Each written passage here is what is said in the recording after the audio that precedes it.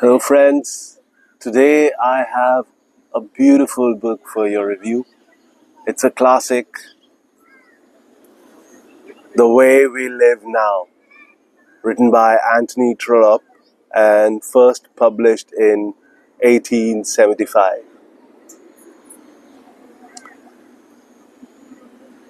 When I finished reading this book, I suddenly felt as if I had stolen some moments of pleasure from this hectic life. And I was so glad of having read it. The other thing that I've realized over the years is that with experience and with more awareness, you tend to read books or perceive them a little differently. For instance, from the perspective of the red pill, or with a tinge of cynicism.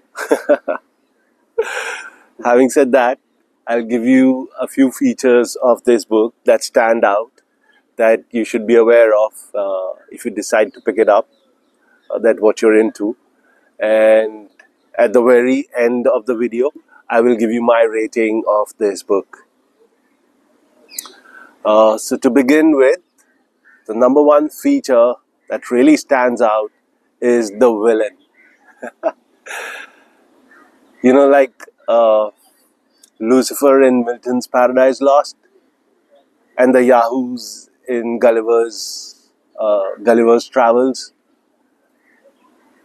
The villain is the true hero. He is the one who's taking risks. He is the one on the verge of failure. He is the one on the verge of success. He kind of overwhelms the plot and has many fingers and many pies. And it is really the villain who keeps the plot going, the story interesting. And at certain points in time, you really do feel for the villain, and you almost wish that he achieves success, that all his schemes materialize and he gets away with it. And in contrast to the villain, the hero in this story, Roger Carberry, he stands out a little bland, incipient.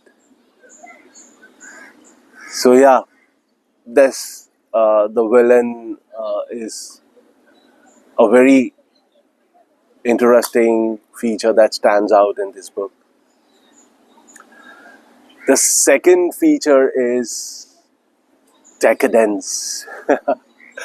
Anthony Trollope has painted a picture of England which is lacking in morality. The wicked seem to get away with everything. They are the ones going about their happy lives. The lazy, the evil, the greedy. They seem to have a good time of it all. And the ones who seem virtuous are the ones who are having a tough time. And then there is this general decadence that permeates the English society. And very interesting to see that most of the riches, the wealth that they live in has come from the colonization of the world. So many times they mention India, an officer there. And of course, America is kind of interwoven into the story when it used to be a colony. So the level of decadence is kind of surprising, but true. Because of the colonization that they did, they were able to live off a wealthy life, even though they were not deserving. The third feature, which grabs you by the neck from the word go till the very end is doom. So what happens is that the villain with his schemes, and even the hero, the heroine, so many other characters, they're all dealing with life and are struggling with some aspect of it, and their failure or their doom is imminent or seems inevitable, as if the Damocles sword is hanging over everyone. And perversely, the sword falls on the ones that you begin to like in this book.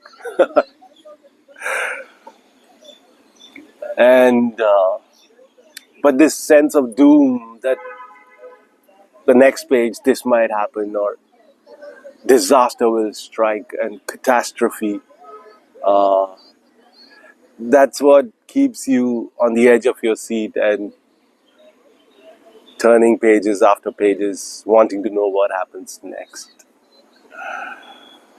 The fourth feature is, which I really liked about the book, was that it's a vast canvas.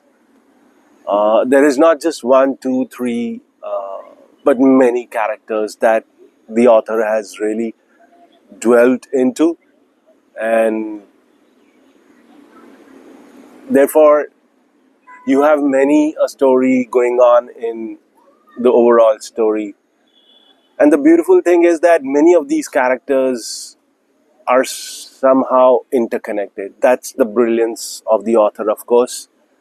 So it does not seem as if you're reading a different story. It's the same one, but there are many characters, their life stories, their behaviors, and their contribution in this book stands out and makes it more interesting. So yeah, that was really my review for this book. Of course, I recommend it. I loved it.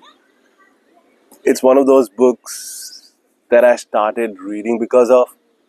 Uh, it's one of those books that will take you away from life and really make you enjoy what you're reading. So now, the rating. I love this book, and therefore I'm going to give it 9 out of 10. So yeah, that was my spiel. The Way We Live Now by Anthony Trollope. I heartily recommend it. Do pick it up. Until next time, happy reading.